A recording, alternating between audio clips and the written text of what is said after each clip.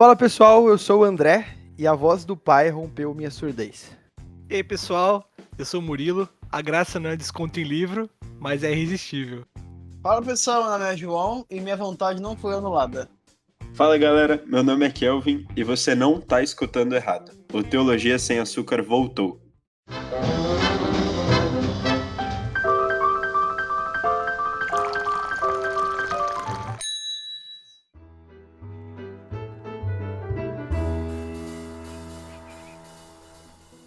Bom pessoal, e para o nosso episódio de volta, com muita alegria que a gente recebe aqui um irmão nosso, o reverendo Daniel, que ele é historiador e também ele é pastor da IPJO, a Igreja Presbiteriana Jardim de Oração em Santos. Daniel, obrigado por ter aceito o convite, vai ser muito bom trocar essa ideia com você, ter esse papo.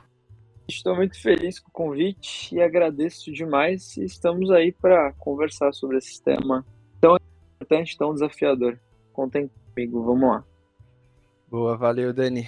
E bom, acho que para puxar um pouco daquilo que a gente já fez, acho que para a galera refrescar um pouco a memória também, já tivemos episódios aqui sobre a depravação total, eleição incondicional, expiação limitada e hoje a gente vai tratar sobre o ponto da graça irresistível. E quando a gente fala desses 5 pontos, acho que eles se comunicam bastante entre si e eles acabam se relacionando, querendo ou não, entre si também. Mas, no meu ver, eu queria saber a opinião de vocês também, se o ponto, né, da graça irresistível, no meu ver, ele acaba conversando muito com a questão da depravação total. Então, talvez seria legal a gente começar falando sobre esse estado de pecado do homem. Eu queria saber, Daniel, como que o homem se encontra, né, a partir do pecado e como o pecado afetou, de fato, o coração e a capacidade do homem de entender aquilo que é mal e aquilo que não é. Esses 5 pontos que a gente sempre costuma falar sobre os pontos do calvinismo, eles não são pontos de Calvino, de João Calvino, eles são pontos que vieram historicamente depois. Que a ideia é que os alunos de João Calvino, eles pegaram alguns desses compilados e eles realmente fizeram esse resumo que é tão importante para nós realmente. E essa, como você disse, é uma sequência bastante lógica e necessária. Mas, sobretudo, quando a gente olha a graça irresistível, a gente precisa entender sobre o estado em que o homem estava e a necessidade dele para essa graça e como essa graça atua. Nesse sentido, quando a gente precisa voltar lá para Gênesis 3, quando nós temos a queda e nós percebemos como a queda ela afetou toda a estrutura, toda a vida, todo o ser do homem. E nesse sentido, primeiro fica um combate a uma falsa ideia sobre o próprio Adão e sobre o próprio pecado. Não foi Adão que pecou. O pecado ele é algo que está enraizado em toda a humanidade. E não só a humanidade, mas teve como consequência até mesmo a natureza. Em Gênesis nós temos Deus falando que por causa do pecado do homem ali, quando só existia Adão, agora até a terra seria maldita. Então algumas coisas têm grande consequência por causa do pecado. Mas no coração do homem, um coração enraizado em si, e quando a gente fala o coração, a gente está falando para o centro dos desejos do homem, ele tem uma centralidade pecaminosa. Ele tem uma raiz profunda, podre, destruída e pecaminosa. Por isso que nós entendemos total depravado o homem. O homem é totalmente depravado. E alguns dizem que o homem tem a sua raiz, a raiz depravada. Nesse sentido, toda a humanidade, ela tem uma raiz podre e que ela precisava ser mudada, e ela, por si só, nunca seria capaz de alcançar a graça e favor de Deus. Bom, e acho que traz na nossa memória, né, a questão daquele texto de Romanos 3:10, né, que não há um justo sequer, não há um que entenda, não há um que busque a Deus e todos se extraviaram. É interessante pensar também na questão de que o homem por si só ele é incapaz de acertar esse alvo que é a lei de Deus, né? E nós erramos e falhamos na questão de obedecer à lei de Deus, em permanecer na vontade dele, em glorificar também o nome de Deus. E acho que é algo que se perdeu muito dos nossos dias, né? De entender de fato como o pecado afeta a criação, como ele nos afeta, e que de fato, sem a própria ação de Deus, nós não conseguimos enxergar nem sequer a um palmo de distância, talvez, né, da nossa frente. Exatamente. E pensando no que o Daniel disse, eu acho muito interessante esse ponto de que não foi só Adão que pecou, a gente pecou também. E Paulo, em Romanos 5, ele vai tratar Adão como nosso representante federal, né? Ele diz que pelo pecado de um, muitos foram feitos pecadores. E depois ele trata do segundo Adão, que é Cristo. Então, eu achei interessante isso. Pô, e acho que nesse cenário, então, do homem caído, do homem totalmente depravado, entra aí a questão da definição, né, da graça irresistível, e puxa também para a questão da obra de Deus em nos trazer até Ele próprio, né? Então, se essa doutrina que falamos agora da depravação total, ela é verdadeira, não pode haver salvação para nós sem essa realidade da graça de Deus. Eu queria que você falasse um pouco, Dani, agora, sobre o que vem a ser, então, essa graça irresistível de Deus. Ninguém pode vir a mim, Jesus está respondendo, ninguém pode vir a mim se o Pai que me enviou não o trouxer, e eu ressuscitarei no último dia. E acrescentando algumas coisas depois, ao longo do discurso, ele diz, em verdade, lhes digo, quem crê em mim tem vida eterna. Esse é o famoso capítulo do Evangelho de João, em que temos multiplicação dos peixes, ele anda sobre o mar, ele diz que ele é o pão da vida, mas ao mesmo tempo ele está falando sobre algo tão importante que é sobre esse ser chamado, ser convidado, esse ser colocado e ser transformado em um coração diferente. Nesse sentido da pergunta que vocês fizeram anterior sobre depravação total, e já elencando e já trazendo para a definição de graça irresistível, nós temos ciclos bíblicos que são demasiadamente importantes para nós. Nós temos, por exemplo, em 1 João falando que aquele que diz não ter pecado faz de Deus um mentiroso. E nós, quando nós pensamos nisso e nós lemos até e imaginamos as narrativas dos evangelhos, nós percebemos quão pecadores o povo era, quão limitado os fariseus eram. E pior, um entendimento deles completamente errado. Um entendimento de que eles poderiam acessar e poderiam agradar a Deus e poderiam cumprir toda a lei, e por causa disso eles se asseguravam na salvação deles. Então eles pensavam, e existia uma grande mentalidade dentro da escola, que era em evidência, mas uma mentalidade de que cumprir a lei e fazer parte de uma família tradicional, isso significava que eles garantiam salvação.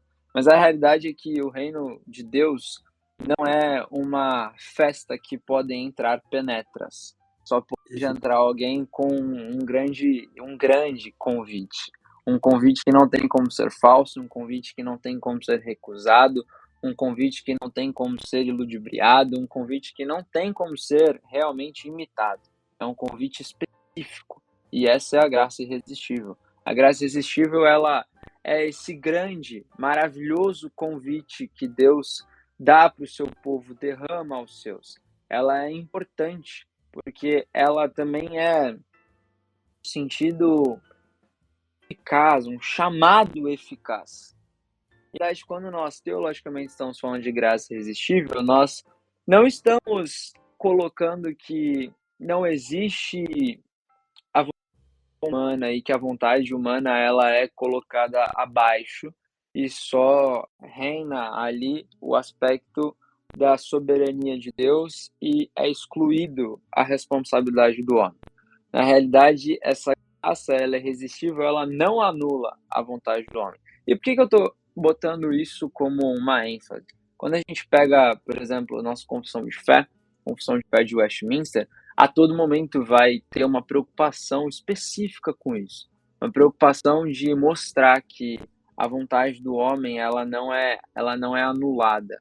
E estranho a gente falar isso, porque eu acabei de falar há pouco tempo atrás que a vontade do homem ela é uma vontade pecaminosa.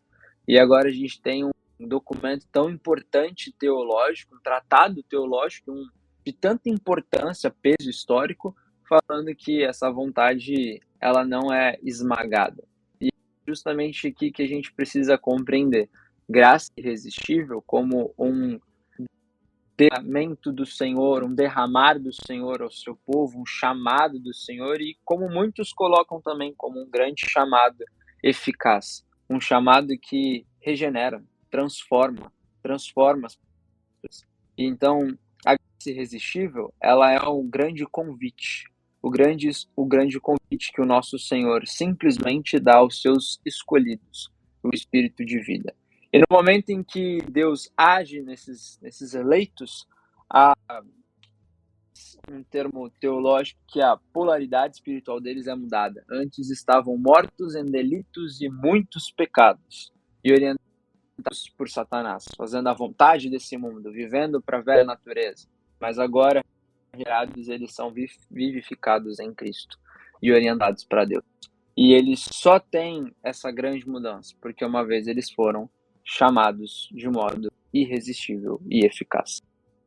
Eu achei legal, Dani, esse termo que você usou, né? Se o Pai não o trouxer, que faz referência ao texto também de João 6, né, ali.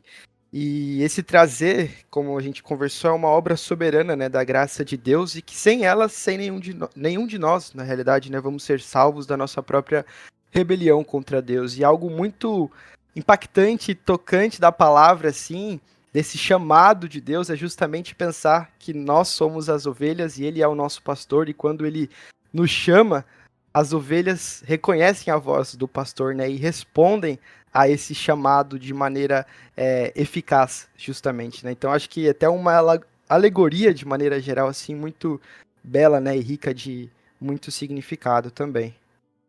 Com certeza, né? Não tem como mesmo não linkar a graça irresistível com a depravação total e os outros pontos. É muito interessante que a gente percebe que é sempre Deus que está agindo e não nós agindo. É sempre Deus que vai ao nosso encontro, é Deus quem elege, é Deus quem chama de maneira irresistível. E é interessante também o que o Daniel falou sobre a nomenclatura. Talvez um chamado eficaz seria o termo mais ideal do que graça irresistível.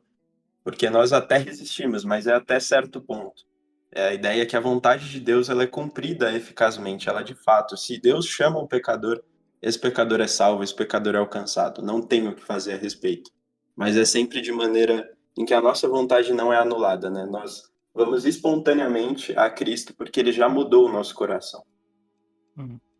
Inclusive, eu acho que foi, se não me engano, foi John Piper, que ele fala que a graça, ela pode ser resistida, mas o Espírito, ele é irresistível sobre essa resistência.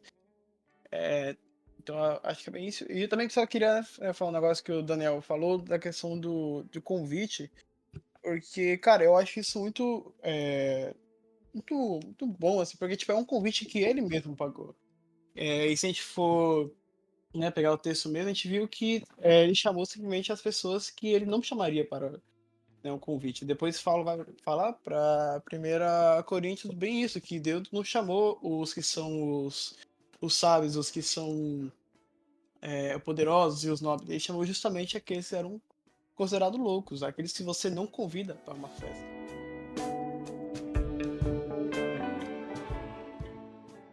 Cara, e a gente falou sobre ser irresistível essa graça, né? E meio que na contramão na preparação, né, desse episódio, cara, eu fui vendo que outras pessoas falavam como fundamento para ser resistível a graça, né? Lembrando, né, claro que a gente já falou que Deus nos chama, Deus nos atrai para Ele, e tem um versículo muito bom que fundamenta isso, que é Romanos 8, versículo 29 e 30, né? Que ele diz que, porquanto aos que de antemão conheceu, também predestinou para serem conforme a imagem de seu Filho, a fim de que ele seja o primogênito entre muitos irmãos. E aos que predestinou, esses também chamou, e aos que chamou, esses também justificou, e aos que justificou, esses também glorificou. Então a gente vê que realmente é esse movimento que parte de Deus. E na verdade eu queria até perguntar pro Daniel, que tem um texto aqui chamado de Lucas 7,30, né? Que diz o seguinte: os fariseus, os intérpretes da lei, rejeitaram quanto a si mesmos os desígnios de Deus, não tendo sido batizados por ele. Então, cara, calma aí. Se a graça ela é irresistível, de que forma que eles foram capazes de rejeitar os desígnios de Deus? E esses desígnios, de fato, será que é esse chamamento que a gente tá falando que é irresistível mesmo, cara? O que seria esses desígnios? E eu já até ia comentar. Quando o João ele tocou numa menção do Piper, que ele fala que pode ser resistido. E na realidade, a gente pensar como um chamado general e externo, e um chamado que, na verdade, alguns entendem como genérico, e um chamado interno, específico. Falando sobre isso, a gente pode vir com essa mesma dúvida que você levantou, Muriel, no aspecto de existe a pregação do evangelho, Deus chama, esse chamado ele não pode ser resistível, ele não pode ser lutado contra, mas a gente tem alguns aspectos, não só biblicamente falando, mas a gente vê pessoas que escutam da pregação do evangelho, que escutam bons pregadores do evangelho falando, bons evangelistas colocando uma boa explicação mesmo do evangelho, uma mensagem clara, uma mensagem audível, mas que não surge nenhum efeito, não dá nenhum efeito. E é realmente aí que a gente precisa compreender essa divisão. Existe um aspecto geral, existe um aspecto genérico, um aspecto de pregação do evangelho, todos escutam, todos que estão dentro de um auditório escutam, ou falando de uma forma antiga de se pregar o evangelho, de algo que inclusive Paulo fazia, vai numa praça, prega o evangelho e muitos escutam. Mas todos que escutam são realmente chamados de modo interior. E é justamente esse chamado interior específico que ele é irresistível. Então, é complicado nós falarmos isso e nós pensarmos na própria conversão. Aliás, isso faz parte da ordem Ordo Salutis, essa ordem mesmo de salvação, da obra do Senhor e tudo mais. Mas nós precisamos pensar nisso à própria luz das Escrituras. Somando ao que você colocou, a gente tem João 10, que Jesus responde no versículo 25. Já falei, mas vocês não acreditam. As obras que eu faço em nome do meu Pai dão testemunho de mim. Jesus está falando para aqueles que não acreditavam sobre as obras que ele estava fazendo, que eram sinais completamente visíveis, um testemunho inegável, mas ainda assim tinham homens, e a gente sabe pelas Escrituras, tinham homens que se negavam a crer ou que ainda atribuíam isso a força de demônios ou a blasfêmias e tudo mais. Versículo 26. Mas vocês não creem, porque não são das minhas ovelhas. As minhas ovelhas ouvem a minha voz. E eu as conheço, e elas me seguem. E eu lhes dou a vida eterna. Jamais perecerão, e ninguém as arrebatará da minha mão. Repara que aqui a gente tem dois, vamos dizer, públicos. Os que estão juntos e os que não acreditam. Dentro de várias passagens do Novo Testamento, sobretudo dos Evangelhos, Jesus está pregando e está realizando diversos sinais inegáveis, como eu falei, mas diante de uma grande multidão. Uma multidão que é composta por pessoas que estão recebendo um chamado interno específico, mas uma multidão que em sua totalidade estavam recebendo uma chamada, um convite genérico. É nesse ponto em que nós temos a possibilidade, aí sim, uma possibilidade de ser resistível, quando é geral, quando é genérico, mas quando é interno, é irresistível. Não dá para resistir. Então, nas palavras de Piper, é justamente esse contraponto entre multidão e discípulos. Uma multidão, ela via e ela ouvia. Ela não necessariamente cria e não necessariamente seguia. Agora, dentro da multidão existiam alguns discípulos que ouviram as mesmas palavras, mas que receberam isso de forma diferente e que foram operados de forma diferente. E agora eles seguem, eles obedecem e eles realmente receberam o grande convite que eu falei no início. Receberam a grande pulseira para poder entrar na grande festa. Agora fazem parte, filhos de Deus, foram adotados, creem em Jesus Cristo e se tornam ovelhas. É interessante que ninguém é ovelha porque simplesmente passa a seguir. ela não se torna ovelha porque segue. A pessoa segue porque é ovelha. Ela passa a seguir porque ela entendeu que ela é uma ovelha. Ela passa a seguir e a se reconhecer como discípulo porque ela entendeu o evangelho, entendeu a mensagem. Ela não é eleita porque ela creu, mas ela creu porque é uma eleita. E essa grande diferença, esse grande acontecimento, ele acontece porque existe a regeneração. E essa regeneração, ela também está intimamente ligada ao fato do chamado caso da graça irresistível. Ela está intimamente ligada ao fato de existir um convite específico, interno, e que não pode ser negado. Cara, veja que é engraçado, né? Porque você tinha citado o texto, o versículo de Gênesis, né? E existe como fundamento o versículo 15 do capítulo 3 de Gênesis, que diz, né? Que porém inimizade entre ti e a mulher, entre a tua descendência e o seu descendente. Seria possível, de fato, nós, como pecadores depravados, conseguirmos reconhecer de alguma forma um mal e quase que sermos ofertados, né, na verdade, a graça de Deus, né? E a gente fala, não, cara, eu acho que hoje não. Hoje não, acho que hoje eu não vou aceitar a graça. Tem alguns teólogos que têm frases parecidas, assim. Existe um teólogo que diz que no homem existe um vazio, um buraco do tamanho de Deus. Se eu não me engano, Dostoiévski, que é um escritor. Mas existe também um aspecto que Calvino vai mostrar, que é justamente esse ser, essa necessidade, esse anseio por Deus que o coração do homem tem. Na realidade, nós temos, socialmente falando, independente do contexto, independente da cultura, independente do tempo, nós temos o homem querendo preencher o seu vazio, de diversas formas. Querendo preencher com bens materiais, com desejos carnais, com vários outros elementos, com dons mesmo, com questões de ofícios, várias coisas. Mas é fato que a vida ela não tem sentido se ela não tivesse voltada para o Senhor.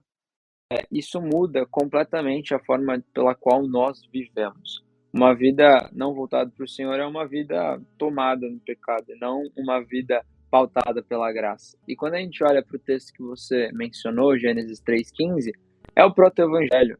Não está falando apenas da maldade do homem, mas está mostrando ali o maior aspecto de graça. E o cerne, a palavra, nas palavras dos evangelhos, é a palavra encarnada, o verbo, logos. Está apontando Cristo Jesus. Aquele que teria o calcanhar ferido, mas pisará na cabeça da serpente. Nesse sentido, essa mensagem poderosa do proto-evangelho, é uma mensagem que muitos escutam, mas que nem sempre faz sentido para as pessoas. E nem sempre faz sentido ali naquele momento. E é nesse contexto que acho que vai muito de acordo com o que você está perguntando.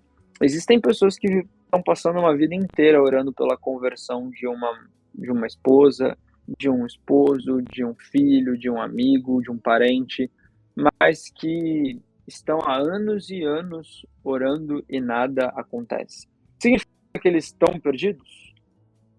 Necessariamente. E a beleza da teologia é essa. Não necessariamente. Significa que talvez o tempo deles ainda não chegou. Talvez esse chamado interno específico ainda não chegou. E de modo que as várias pregações que as pessoas já incentivaram, já levaram, já convidaram, ou até mesmo já proferiram, foram num aspecto genérico. Mas no tempo certo, chamado específico, do chamado eficaz, o chamado interno, elas não conseguirão falar não para o Deus Todo-Poderoso. Mas repare que é um convite, é um dom, é algo dado. Não é algo que a pessoa pode tentar recusar ou ainda pode tentar conquistar. É engraçado que no reino de Deus não tem espaço para oferecido. Não tem. É exatamente essa. ele precisa ser chamado, e em dado momento ele vai ser chamado.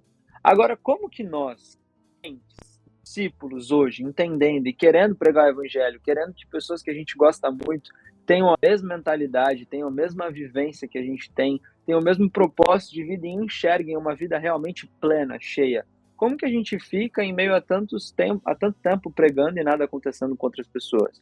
Na realidade, a gente fica da mesma forma, a gente continua pregando, porque a gente sabe que o tempo vai ser o tempo do Senhor. E é nisso que entra o aspecto de, em dado momento, uma pessoa poder parecer que está falando não para Deus, e em outro momento, de repente, a pessoa não consegue falar não para nada. E ela é completamente transformada. É nesse quesito até de pregação do evangelho que precisamos perseverar e continuar pregando, porque o momento certo dessa graça, desse convite ser derramado, ser entregue, ser dado, é o momento certo que Deus tem. E por isso ela não pode ser negada. E o tempo anterior, que a gente prega o evangelho e a pessoa parece que ignora a gente, é um tempo em que nós estamos pregando de forma genérica. A verdade é que, teologicamente falando, a gente não consegue dimensionar isso na prática. Está pregando o evangelho para uma pessoa, a gente não sabe se ela está realmente sendo regenerada, transformada, e crendo, ou se vai entrar por um ouvido e sair pelo outro. Mas a gente precisa continuar pregando e sabendo que o momento certo, se for da vontade de Deus, ela não vai ser capaz de resistir. Eu tinha uma pergunta em relação à ordem da salvação. Quando a gente pensa na soteriologia, aparecem muitos termos, né? Aparece regeneração, a graça irresistível e tudo mais. Eu queria que você explicasse para a gente onde esse chamado interno, se encontra na ordem da salvação. Temos de forma simples o plano da salvação, que ele existe uma ordem, né? Uma ordem que a gente chama de Ordo Salutis, a ordem da salvação. Nós precisamos começar entendendo sobre a eleição. Depois a gente tenta olhar para o chamado, a pregação do evangelho, um chamado que é para todo discípulo, todo mundo deve pregar o evangelho. E aí, dentro dessa pregação de evangelho a toda criatura, a todo lugar, a todo ambiente que a gente estiver, essa vida de pregar o evangelho, a gente tem o aspecto de algumas pessoas sendo regeneradas, sendo chamadas pelo evangelho e quebrantadas, transformadas pelo Espírito Santo, e aí acontecendo a regeneração, o chamado eficaz. E nesse momento aí, provavelmente entra a conversão, esse arrependimento, esse novo entendimento de fé. E aí ela começa a entender que ela é alguém justificada pelo sangue de Cristo, que ela era impura, que ela era pecadora, e aí ela arrependida, lembra, eu falei de a conversão, arrependimento e fé anteriormente, agora ela entende que o favor de Deus foi derramado através de Cristo, e isso, o sangue de Cristo foi pago, foi derramado e foi pago, a culpa dela foi paga, e aí ela agora pode entender que ela é justificada, ela pode se alegrar na justificação, na adoção, ela pode entender que ela tem um grande desafio de vida até a morte terrena, que é a santificação, o processo de santificação, uma santificação que ela é progressiva, que ela é constante, não importa a maturidade na fé, vai estar sempre nesse processo de santificação, e ela pode descansar, na verdade, na ideia de que, e é algo que vocês vão falar futuramente, eu espero, que é a perseverança dos santos, que vai cair daqui a pouco, logo mais, como mais um tema da Tulipe, e ela tem a grande esperança dela na glorificação, no estado de glória, no céu, em que vai ser tudo transformado, tudo pleno, tudo glorificado, tudo perfeito, e não vai ser incorrupto, não vai ter nada, e a gente vai estar vivendo a totalidade do plano da redenção. Então, essa é uma ordem. Existem alguns debates dentro dessa ordem, algumas questões que alguns teólogos puxam uma ordem, às vezes um ou outro fator invertido na ordem, mas em suma é isso, é a ordem da salvação e como isso acontece. E a gente precisa ter como foco mesmo que existe a pregação do evangelho, e que dependendo do tempo de Deus, da forma de Deus eleger e do tempo em que ele tem colocado, determinado, decretado isso para essa pessoa finalmente cair em si, entender o seu pecado, ser transformada. Esse é o processo de regeneração, esse chamado que Deus dá, que não pode ser negado, não pode ser resistível, ele é totalmente eficaz. E ele vem com a pregação do Evangelho e com a operação do Espírito Santo. Um coração sendo transformado, sendo regenerado. Interessante quando a gente diz também, né, que esse chamado ele é irresistível. Um ponto importante que você trouxe também, Dani, é que ele nunca é feito contra a nossa vontade, né? Por meio da soberania de Deus, ele encaixa todas essas coisas e essa graça irresistível não arrasta, né, o indisposto pro reino, mas basicamente ele muda o coração, dando, né, esse arrependimento. Então, talvez seja algo correto nos falarmos que o Senhor não somente nos oferece a salvação, mas ele também nos oferece o arrependimento que brota no nosso coração para respondermos eficazmente, né? E acho que é muito interessante, puxando um pouco aquilo que o Murilo falou sobre Gênesis, né? E pensando agora especificamente no relato da criação, onde temos ali a questão do haja luz, né, no primeiro dia da criação, Paulo lhe traz lá em 2 Coríntios algo que faz um paralelo muito interessante desses textos, né? Ele diz lá em 2 Coríntios 4:6, porque Deus, que disse das trevas resplandecerá a luz, ele mesmo resplandeceu em nosso coração para a iluminação do conhecimento da glória de Deus na face de Cristo. Então, algo que é muito usado também quando tratamos sobre esse termo, né, da graça irresistível é justamente o chamado de Deus para sua luz, né? Alguns também utilizam a questão de abrir o coração. Então, eu queria que você explicasse um pouco também como que funciona essa dinâmica, né? De que maneira também Deus age no nosso coração, não de maneira que nós agimos contra a nossa vontade, mas sim, ele abre nossos olhos, ele traz luz às nossas trevas. Eu não sei se vocês já pararam para pensar o processo de conversão de uma pessoa, inclusive o processo pessoal de cada um. Um fator comum em todo relato é que a grande perspectiva de vida mudou, a mentalidade da pessoa mudou. Isso, em outras palavras, é justamente o coração sendo transformado. Uma conversão, esse arrependimento, ele é essa mudança de mente.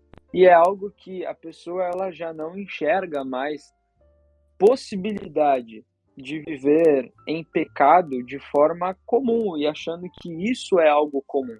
E agora, uma vez arrependido, uma vez tendo a fé, uma vez sabendo sobre o Senhor, ela passa a ter grande vontade da vida dela, a agradar ao Senhor, a viver, obedecer ao Senhor, para responder com gratidão tudo que o Senhor derramou no seu grande plano de redenção. Nesse sentido, é justamente que entra esse aspecto de abrir o coração, de ser transformado, e inclusive é por essa lógica que vai caminhar teologicamente a construção da fala de que a vontade do homem ela não é anulada. Ela agora, uma vez arrependido e uma vez vivendo com fé, ela é transformada por completo. Ela não é anulada porque o coração do homem ele está sendo regenerado, ele foi regenerado, ele foi transformado. E agora a vontade dele é fazer como as palavras de Jesus. A comida é fazer a vontade do Pai. Então, agora a vivência dele é viver para o Senhor, entender o aspecto de vida no Senhor, e não o aspecto de vida na carne. Se apegar cada vez mais na linguagem paulina, a nova natureza, não a velha natureza. É cada vez mais manter viva essa esperança em Cristo Jesus e não uma esperança em coisas terrenas. Então, nesse sentido, a vontade do homem ela é completamente transformada, mas ela não é humilhada. Ela não é, em outras palavras, ela não é colocada abaixo. Ela está em vigor, mas agora a mentalidade ela mudou completamente. E uma vez, se você falar com alguém que é convertido, que foi regenerado, que mas Deus é um carrasco, transformou a sua mentalidade, transformou tudo em você, com certeza a pessoa vai ter um olhar com aos feitos de Deus e vai cada vez mais enfatizar quão ruim, quão deplorável era o estado que ela vivia antes do pecado e quão graciosa é a vida dela em Deus por causa de Cristo. E quanto a vida dela foi transformada e mudada. Então, nesse aspecto, é engraçado, porque acontece uma mudança de mentalidade, mas uma mudança extremamente boa. E não é algo que o homem ele é simplesmente uma marionete, mas por causa da regeneração, a mentalidade dele é mudada e aí ele agora se alegra. Ele tem repúdio, ou o que a gente chama às vezes, dependendo do contexto da ira santa, tem repúdio do pecado e agora ele quer viver para agradar ao Senhor. E ele se alegra nisso. Por isso, coração aberto, por isso, quebrantamento, por isso, tantos outros termos que a gente costuma usar no nosso dia a dia. Acho que é algo que me ajuda a entender bastante também acerca dessa graça irresistível de Deus é quando leio o que Agostinho escreve, né, quando ele fala que o chamado de Deus rompeu a surdez dele, né, e quando ele sentiu esse aroma, esse perfume suave de Cristo, quando ele respirou isso e Cristo toca nele, ele não consegue ter uma outra reação, a não ser que o coração dele agora passa a arder, desejando a paz de Deus, né? Então, exatamente o que você falou, o agir de Deus em nós nos dá esse entendimento, ele abre os nossos olhos e como resposta pela capacitação do próprio Deus. A gente não tem o que mais fazer a não ser responder esse chamado de maneira eficaz, né? Pensando nisso, eu acredito muito que todo esse entendimento da salvação, desse chamado interno especial que nós recebemos, ele deveria e gera também no nosso coração humildade, adoração e gratidão a Deus, porque, de fato, nós estávamos perdidos, mas nós fomos encontrados. Foi Deus quem nos chamou. Se fosse pela nossa própria vontade, nós, pecadores totalmente depravados, nós não iríamos até Deus, mas Ele vem até nós. E eu queria que você comentasse um pouco sobre isso na sua vida, Daniel. Que você me falasse um pouco sobre o impacto, tanto desse ponto da graça irresistível, do chamado, mas os outros pontos dos 5 pontos do calvinismo na sua vida. Qual foi o impacto gerado? Talvez uma outra pessoa dando testemunho, vamos dizer assim, e querendo elencar a graça irresistível seria mais prática do que eu nesse momento. Por quê? Uma boa ilustração seria a pessoa que tivesse uma vida no estilo do filho pródigo. Alguém que realmente uma vida de lixo e que teve questões que nós entendemos como aspectos dentro da nossa sociedade, assim, uma sociedade contemporânea, aspectos que são mais pesados, mais difíceis de encarar. Pecados que a gente julga como pecados maiores, sabe? Pecados que chocam mais.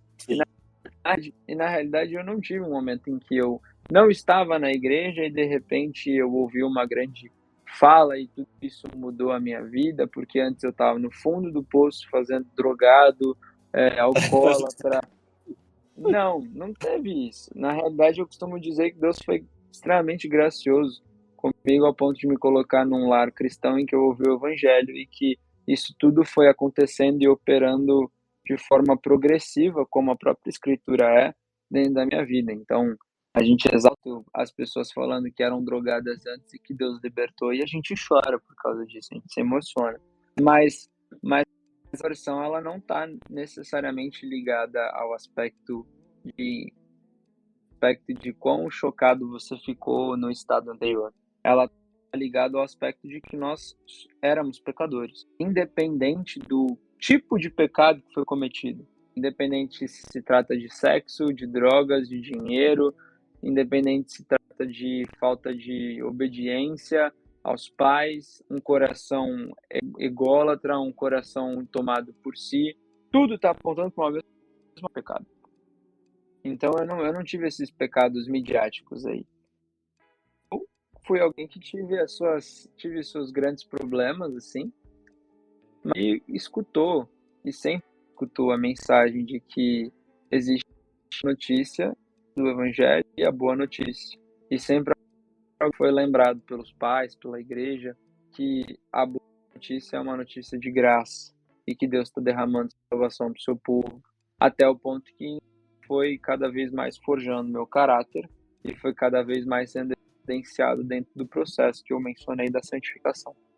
Agora, a gente tem outros casos que são casos até mais fáceis de se entender, até mesmo com a graça, esse aspecto da graça eficaz, que são mais pontuais, assim, sabe? A pessoa sabe que num determinado culto da fogueira ela começou a chorar, entendeu que ela era pecadora e agora ela abandonou as drogas e ela quer viver para Jesus.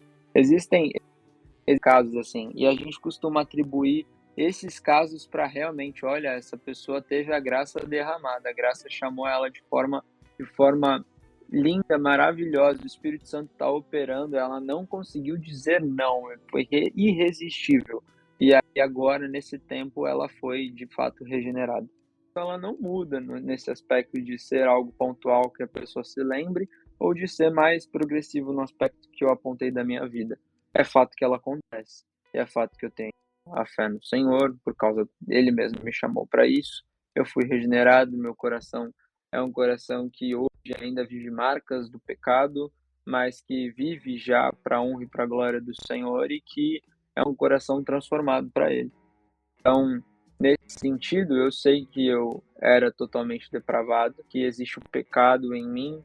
Eu sei que o Senhor, ele morreu para me salvar o seu povo, do qual eu faço parte. E por causa disso, ele é perfeito, ilimitado.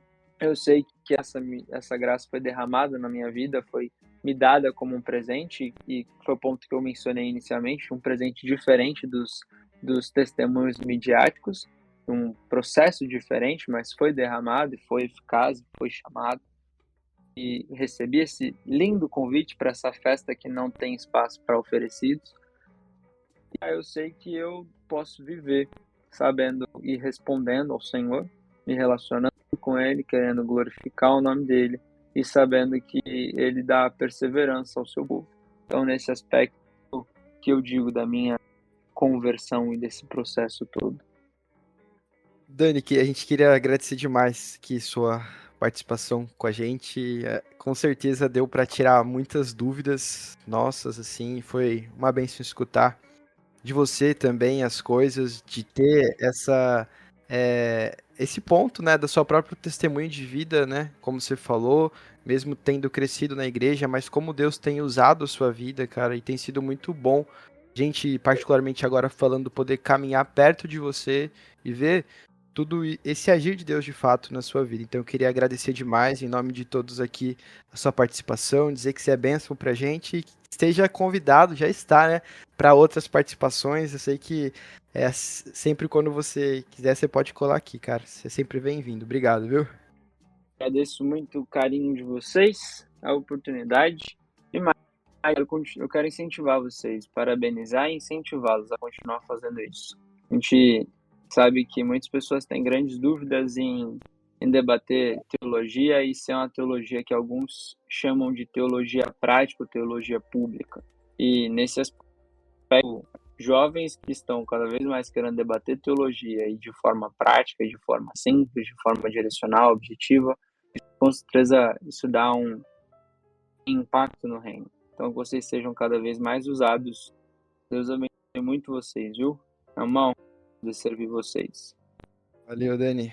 Bom, pessoal, a gente termina por aqui nosso episódio de volta especial do Teologia Sem Açúcar. Estejam orando por nós, para que Deus continue usando as nossas vidas nesse sentido. O objetivo é compartilhar do Evangelho para que mais pessoas entendam e que o Senhor de fato toque a vida delas, para que elas sejam transformadas por esse poder e por esse Evangelho que um dia também mudou as nossas vidas.